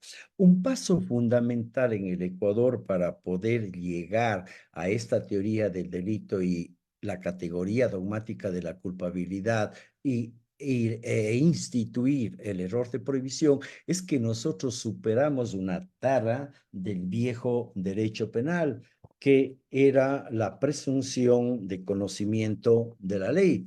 Miren, como un elemento interesante para la reflexión, y decía que se presume de derecho que las leyes penales son conocidas de todos aquellos sobre quienes imperen. Por consiguiente, nadie puede invocar su ignorancia como causa de disculpa. Una vez que superamos esta tara de conocimiento de esta presunción de derecho, es que nosotros podemos entender a la culpabilidad, a esta categoría dogmática, de una forma distinta, de una forma más humana, de una forma más real, pero en sintonía con lo que dice, obviamente, nuestra Constitución. Si, por ejemplo, yo decía de que el anclaje es constitucional y el Ecuador en el artículo 1 dice que el Ecuador es un Estado unitario, intercultural y plurinacional. Este reconocimiento es lo que lleva a cambiar la estructura de la teoría del delito y en lo que atañe a la categoría dogmática de la culpabilidad. No vamos a hablar de los diferentes significados, obviamente, que puede tener el término culpabilidad, pero siempre lo asociamos con el relacionado a la responsabilidad penal. Bien, entonces ya hemos analizado tres categorías dogmáticas: la conducta, la fundamental, la tipicidad, la antijuricidad. Hemos pasado ese filtro, ¿cierto? En el sedazo al que yo me refiero, que es la teoría del delito, para llegar a la culpabilidad. Y por lo tanto, habremos dicho desde el punto de vista dogmático o doctrinario de que ya se ha cumplido con el injusto penal. Es decir, conducta típica antijurídica, ¿sí? Y no hemos tenido error de tipo, no hemos tenido causas de exclusión de la antijuricidad y por lo tanto se ha configurado el injusto penal y ahora nos corresponde ver para que la conducta sea punible y es decir, que sea reprochable. Bien, entonces esta es la cuarta categoría dogmática de la teoría del delito. Tampoco voy hacer referencia a las diferentes teorías que se han establecido con respecto al concepto de culpabilidad. Sin embargo, pienso que, y de lo que hemos trabajado, es de que en el caso de, obviamente en el caso de Ecuador, lo que aparece dentro de la doctrina y le ha apostado el Ecuador es a la teoría normativa, es decir, a la del finalismo, que despoja a la culpabilidad de los elementos subjetivos y considera la culpabilidad como el juicio de reproche que le hace la sociedad a un individuo que, pudiendo obrar conforme a derecho, ha actuado contra derecho. Bien, entonces eso también me parece interesante compartir con ustedes, de que la culpabilidad más cercana a nuestra normativa penal, y perdón la redundancia, es la teoría normativa del finalismo. Bien, en cuanto a los elementos de la culpabilidad,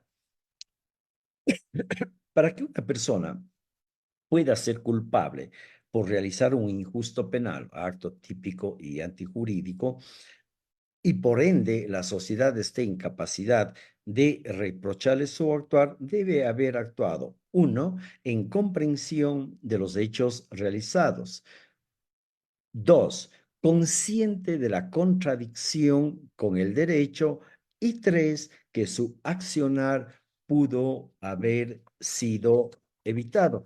Es decir, lo que nosotros conocemos doctrinariamente como el juicio de la no exigibilidad de otra conducta. Bien, entonces, el primero hace referencia a la imputabilidad. En el Ecuador, todos sabemos y nosotros tenemos lo relacionado como a la imputabilidad, como la capacidad de la culpabilidad, y está relacionada obviamente con los elementos intelectivo y volitivo. Y por eso es que obviamente en el Ecuador hablamos de la capacidad de culpabilidad en el caso de son inimputables los menores de 18 años, ¿sí? Desde ese punto de vista, amén de que las personas que tienen problemas, obviamente, lo que decía el viejo código, los alienados mental, los psicóticos, etcétera, ¿sí? Es decir, nosotros mantenemos, pero en tema de capacidad de la culpabilidad y con respecto a la persona y a la edad, es 18 años. Bien. ¿Cuáles son las causales de imputabilidad? La inmadurez psicológica, la enajenación mental. El segundo elemento que hacíamos referencia es el conocimiento de la antijuricidad del actuar, y por eso invocábamos el 66.5 de la Constitución, que confiere a todas las personas el derecho al libre desarrollo de la personalidad sin más limitaciones que los derechos de los demás. Lo que implica, en otras palabras, que todas las personas tenemos la posibilidad de realizar todos los actos que consideremos, en tanto no afectemos o lesionemos los derechos de otras personas. Así que quien conoce que está obrando en contra del derecho no puede ser objeto del juicio de reproche por parte de la sociedad. Es decir, quien no conoce que está obrando en contra del derecho no puede ser objeto del juicio de reproche por parte de la sociedad. El conocimiento de la antijuricidad del actuar como elemento de la culpabilidad es el conocimiento que de la conducta, que de que la conducta realizada es contraria al derecho, es antijurídica, y esto no debe confundirse obviamente con el dolo. Y vuelvo a insistir en dos cosas. Superamos esa presunción perversa, esa presunción de derecho, que ignorancia no es, ignorancia no es causa de disculpa ni justifica a nadie, y el hecho de que el Ecuador es un país, es un estado intercultural y plurinacional. Y obviamente eso yo creo que de alguna manera permitió que de la mano de la doctrina podamos elaborar y se consolide en el año 2019 la teoría del delito bajo esta óptica, ¿sí? Porque hasta antes de la reforma del 2019, personalmente pensaría de que desde una óptica constitucional sí se podría alegar el error de prohibición. Sin embargo, apostándole a la mentalidad positivista de los operadores jurídicos y jurisdiccionales, veríamos que es enteramente difícil. Es decir, asumir una actitud constitucional tiene eventualmente un riesgo, pero al mismo tiempo permite consolidar este Estado constitucional. Sin embargo, solo con la reforma penal del año 2019 es que nosotros podemos entender de que la categoría dogmática de la culpabilidad tenía que ser esbozada desde un principio, desde 2014, de una forma totalmente distinta. Y por eso es que se instituye, obviamente, el error de prohibición. Nosotros, y creo que varios nacionales de distintos países de América Latina, nosotros tenemos culturas, pueblos indígenas, culturas distintas, con una cosmovisión totalmente distinta, incluso muchos que ni siquiera conocen el idioma o pueden entender, en este caso, el idioma castellano. Y obviamente el error de prohibición y esta nueva visión de esa categoría dogmática es la que permite, y por eso hablo de un Estado unitario, ¿sí? Es un unitario disperso, pero es un Estado obviamente unitario al mismo tiempo. Bien, porque obviamente en la Constitución se reconoce la jurisdicción de los pueblos y las nacionalidades indígenas. Basta con leer el artículo 171. Obviamente, entonces, por eso decimos que hoy podemos hablar del error de prohibición, ¿sí? Para que la sociedad haga el juicio de reproche a una persona por cometer un delito, ésta debe haber tenido conocimiento, al menos potencial, de que la conducta era antijurídica. El error de prohibición es precisamente la falta de conciencia o el desconocimiento que la conducta es antijurídica. Bien. Eh, Para concluir, la consecuencia en el error de tipo era que en el caso de ser vencible se eliminaba el dolo, pero no la culpa, y por tanto la conducta era punible. Y en el invencible eliminaba el dolo y la culpa, y la conducta no era típica, por lo tanto no punible. En el caso del error de prohibición, esto cambia en base a la ética de la responsabilidad, por lo cual por la cual la exigencia del conocimiento de la antijuricidad debe ser potencial. El error de prohibición invencible excluye la culpabilidad, mientras que el error vencible no. La conducta sigue siendo punible, aunque la pena debería ser atenuada. Y finalmente, el tercer elemento, que es la exigibilidad de otra conducta. El último elemento de la culpabilidad por el cual la sociedad está en capacidad de hacer el reproche a quien ha realizado un injusto penal, es la exigibilidad de otra conducta. Es decir, que quien realizó el injusto haya estado en capacidad de obrar conforme a derecho y sin embargo obró contra él. Es decir, en otras palabras, el cumplimiento de los mandatos o prohibiciones establecidas en la ley penal debe ser exigido a todas las personas. Sin embargo, obviamente existen ciertas circunstancias en las cuales no puede hacerse ese juicio de reproche debido a que el común de las personas habría actuado de la misma forma, ¿sí? Y aquí hablaríamos entonces del estado de necesidad disculpante y el miedo insuperable o fuerza moral irresistible, que me permití hacer una diferenciación cuando hablaba de las causas de exclusión de la conducta y hablaba de la fuerza irresistible y decía no confundir con la fuerza moral irresistible, que esta sí es analizada en la categoría dogmática de la culpa habilidad.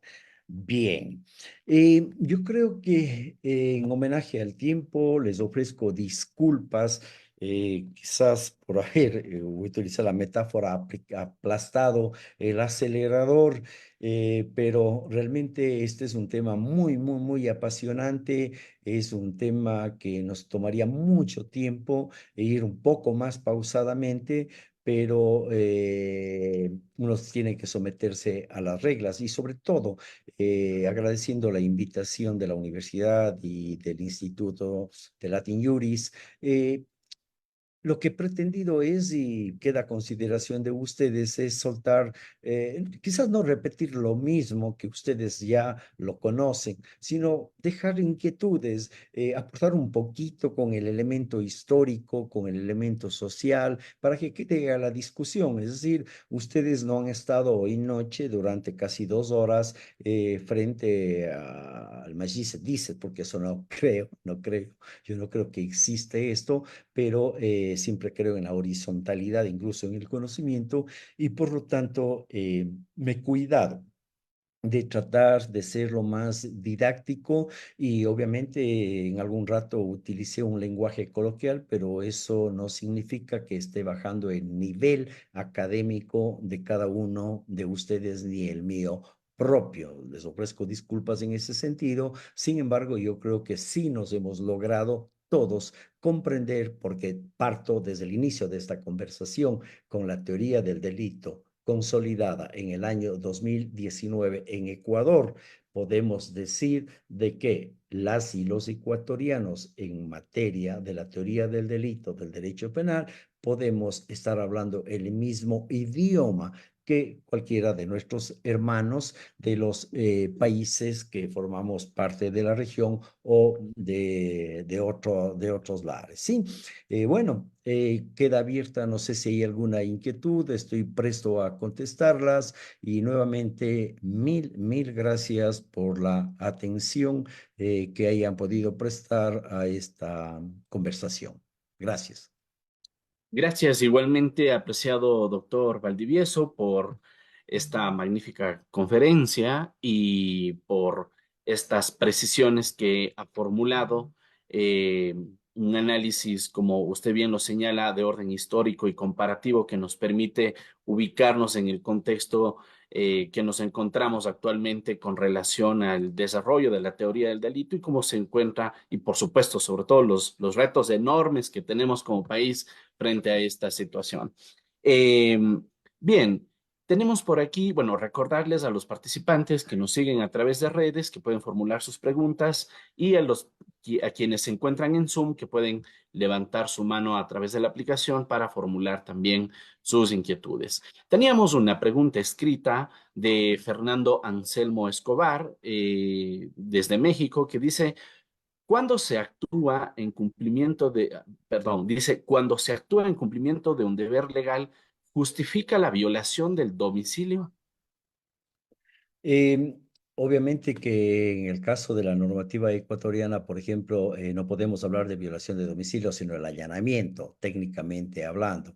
Es decir, cuando el acto está ordenado por la ley y en este caso el allanamiento está regulado en el Código Orgánico Integral Penal con el objeto, obviamente, de aprehender a una persona, por ejemplo, en el caso de que tenga una orden de captura, en el caso de delito flagrante, cuando se hace la persecución ininterrumpida o para obtener los objetos del producto del delito o los objetos con los cuales se cometió el delito. Es decir, el allanamiento en nuestro país está, y eso obviamente el allanamiento está sujeto a las reglas que establece la propia normativa en el Código Orgánico Integral Penal y quien tiene que hacerlo, que es obviamente el fiscal con el auxilio de la fuerza pública. Si no existe, obviamente, orden de allanamiento, que esta nace es un acto jurisdiccional, no es voluntad del fiscal, el fiscal pide. Pero quien tiene que concederlo es el juez, porque el juez en Ecuador es un juez garante de derechos, es decir, no todo lo que pide el fiscal. Una regla que nosotros conservamos y la mantenemos es que al tratarse de la limitación de derechos, las acciones tienen que pasar por el control jurisdiccional. Es decir, hay actos urgentes que, por ejemplo, puede realizarlos la fiscalía con el auxilio de la policía. Sin embargo, estos, como el allanamiento, la aprehensión de una persona, no puede hacérsele porque son limitativas de derechos y tiene que hacérsele a través del órgano jurisdiccional debidamente fundamentado y salido del órgano jurisdiccional con la debida motivación constitucional. Muy bien, muchas gracias, doctor. Tenemos además la mano levantada de Carlos Camba. Estimado Carlos, buenas noches. Lo escuchamos, por favor. Gracias, doctor Armijo. Mis agradecimientos para el doctor Valdivieso. He seguido muy atento a su disertación, doctor Valdivieso. Y permítame hacer una inferencia, reflexión, para que usted me ayude a disipar la duda de acuerdo a lo que usted ha planteado respecto a la categoría dogmática de la culpabilidad. Usted hacía referencia a lo que se trata sobre la aplicación de la mínima intervención penal y el principio de oportunidad que lo recoge el artículo 195 de la Constitución. Y justamente recogiendo lo que usted indicaba, que lo que se está tratando de promulgar con este reforma al COE, pregunto, y al mismo tiempo es la duda considerando de que ahí hay un capital político del presidente Daniel Noboa respecto a la declaratoria del estado de excepción, porque a mi modesto modo de ver, él creó la necesidad y la solución para imponernos unos impuestos. O sea, nos crearon esa necesidad y la solución es supuestamente estas normas penales. De tal manera de que al violarse este artículo 95, no obstante que el presidente es el colegislador, pero estando consciente, y es la duda, de que a él no le interesa irse con lo que él ha estado buscando, no podría interponer el control abstracto de constitucionalidad, que más bien podrían ser los que interpongan colegios, juristas y cualquier persona miembro del Estado ecuatoriano que se vean afectados por esos derechos. Es la pregunta, doctor, y le agradezco. Y gracias. No, gracias a usted, doctor, por su intervención y por sus palabras. Yo simplemente quería hacer una precisión que cuando yo invocaba el artículo 195 de la Constitución, no hacía referencia a la categoría dogmática de la culpabilidad, sino hacía referencia a la categoría dogmática de la tipicidad, sobre la base del principio de mínima intervención penal. Y por eso también había dicho en otro momento de que mi lectura es que en el Ecuador, si bien hablamos de la constitucionalización del derecho penal, sobre lo que dice la Constitución del 2008, que es el paraguas sobre el que se estructura el derecho penal y la teoría del delito, principalmente la teoría del delito en el Ecuador, no es menos cierto que no podemos hablar en la práctica que exista eso. Es decir, cuando hablamos de la constitucionalización del derecho penal, hacemos referencia a dos temas muy importantes que habla la doctrina y que no sé por qué no los había comentado antes, y que tiene que ver con el carácter fragmentario del derecho penal y el carácter subsidiario. Es decir, el carácter fragmentario, el derecho penal como última ratio, es decir, cuando es lo último que puede utilizar el legislador, ¿no es cierto? Es, perdón, frente a las conductas, perdón, de gran lesividad, sí, a las que afectan bienes jurídicos de relevancia, es que obviamente entra el derecho penal, carácter fragmentario. Y el carácter subsidiario es cuando el otro derecho no puede funcionar, no puede, es decir, debemos recurrir al otro derecho, al derecho administrativo, ¿no es cierto? Entonces, obviamente, ese es el carácter subsidiario del derecho penal.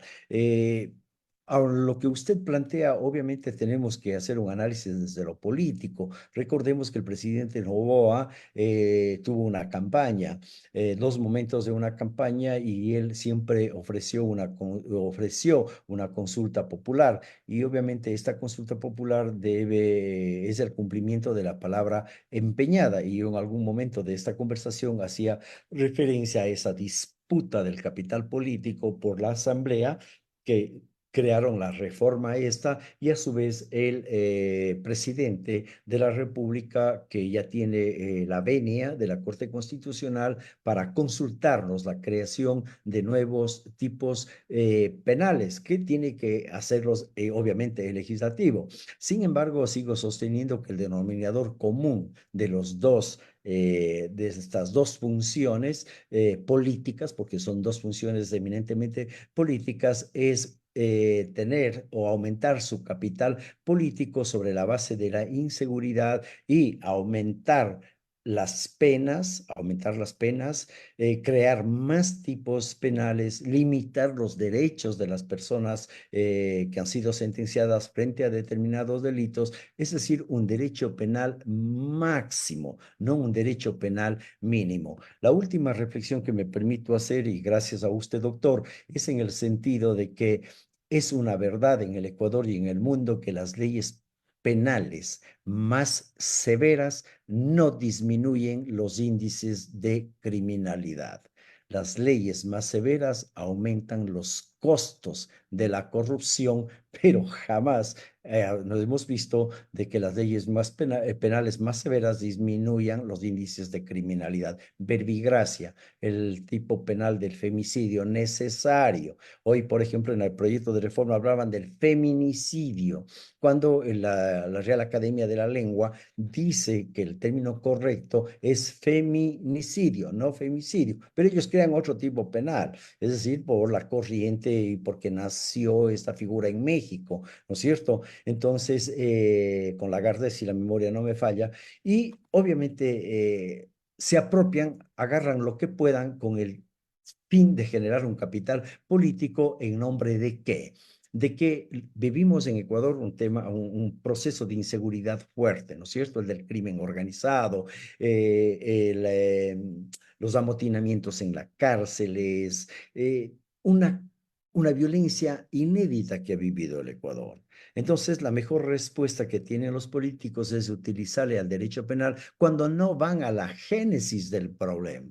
Es decir, ¿por qué los problemas en la cárcel? ¿Por qué los problemas de la generación de delitos? ¿Por qué hay esto? Es decir, no atacan a las causas por las que existe el delito, porque en Ecuador no se hacen las leyes penales con estudios criminológicos, sino se hacen a ojo de buen cubero y con una respuesta o con una actitud eminentemente visceral, no pensando en la salud de la patria, sino en los réditos políticos. Un político no legisla para el pueblo, sino está pensando en las próximas elecciones. Le agradezco, doctor, y justamente con eso usted como que deja abierto de que la duda mía planteada de que va a ser estéril la petición de algún colegio, de algún organismo social para pedir el control abstracto, considerando de que ya el presidente logró ante la Corte Constitucional que le declare la constitucionalidad de su decreto y la consulta. De tal manera que, no, que tenemos como cortado ese camino, no obstante que hemos hablado del principio de oportunidad que usted lo ha expresado didácticamente su aplicación y que sin embargo nos corta las alas a las personas que trasteamos, y con mucho respeto voy a decirlo coloquialmente, que trasteamos con el derecho para hacer prevalecer los derechos dentro de un Estado constitucional de derechos como dice que es el Ecuador. Mi agradecimiento, doctor. A usted, totalmente de acuerdo. Muy amable, estimado doctor. Gracias también por su pregunta. Doctor, sin ánimo de abusar de su tiempo, encontré una pregunta muy interesante aquí en redes y quisiera transmitírsela, la última para finalizar. Es de Juan Carlos Solano. Dice, buenas noches, desde el año 2014, con la vigencia del COIP, hemos experimentado una hibridación de posturas y algo donde no hemos desarrollado mayormente jurisprudencia desde la Corte Nacional es sobre la aplicación de la teoría de la imputación objetiva. Quisiera saber si existen en Ecuador las condiciones normativas para que se aplique la teoría de la imputación objetiva, especialmente para los delitos dolosos, y a qué se debe su escaso desarrollo en el país. Gracias al doctor. Cuando hacíamos referencia nosotros a la categoría dogmática de la conducta, obviamente hacíamos nosotros alusión y cuando hablábamos del nexo causal, entonces ahí hablábamos de las teorías a través de las cuales se resuelve y mencionábamos dentro de esas teorías a la teoría de la imputación objetiva y decíamos que obviamente esta teoría de la imputación objetiva, que es una moderna teoría, fue formulada justamente para evitar las injusticias a que se llegaba por la aplicación de las otras teorías. Es decir, me estoy refiriendo a la teoría de la equivalencia de las condiciones, de la causación adecuada, de la teoría de la equivalencia de las condiciones. Entonces, obviamente esas teorías responden a otra dinámica. Sin embargo, la más cerca o la que resuelve o da mejores soluciones, las soluciones más justas, ha sido ya en la doctrina latinoamericana en forma unánime por la dogmática penal internacional, la teoría de la imputación objetiva. Podemos aplicarla sin lugar a dudas que deberíamos aplicarla nosotros, es decir, porque el marco constitucional nos permite como el marco legal, es decir, cuando hacemos referencia a la primera categoría dogmática, la conducta. ¿Cuál es el problema? Y totalmente de acuerdo con el doctor Solano, es en el sentido de que, y ya me acaba de dar la razón con esta pregunta, realmente nosotros todavía no hemos parido buenos hijos con la teoría del delito. Es decir, todavía desde lo jurisdiccional, y no sé si porque también puede ser una mea culpa de nosotros quienes estamos en el libre ejercicio profesional, que no manejamos la teoría del delito e invitamos a que juezas y jueces resuelvan nuestros casos a la luz de la teoría del delito y, por ejemplo, poder trabajar sobre el tema de la imputación objetiva, que yo pienso que es totalmente aplicable, como dije en otro momento, incluso sin la reforma del 2019, por ejemplo, el error de prohibición desde una óptica eminentemente constitucional podría haberse resuelto. Sin embargo, ya está en el COIP, pero no conozco hasta ahora un solo caso en el que se haya resuelto aplicando con la categoría dogmática de la culpabilidad el error de prohibición. Muy bien, excelente, estimado doctor. Muchísimas gracias una vez más por aclarar estas inquietudes y por extender un poquito más de su tiempo para estos efectos. Realmente nos sentimos muy agradecidos por esta charla y por contar con su compañía nuevamente. Le devuelvo la palabra, profesor, para que pudiera despedirse de esta audiencia. Nuevamente, muchas gracias a usted y a quienes han compartido este espacio académico. Espero que el diplomado concluya de la mejor manera y nuevamente una buena noche. Gracias y siempre a la orden. Muchísimas gracias igualmente, estimado doctor.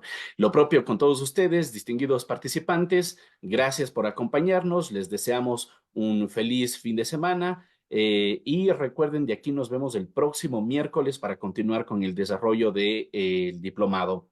Aprovechemos este fin de semana y también los días lunes y martes para revisar estas lecturas complementarias que estamos cargándolos a la página y de esta manera vayamos reforzando los conceptos que nos comparten nuestros profesores y también generando pensamiento crítico, que esa es la idea de este programa. Así que muchísimas gracias. Nos vemos entonces el próximo miércoles. Una buena noche.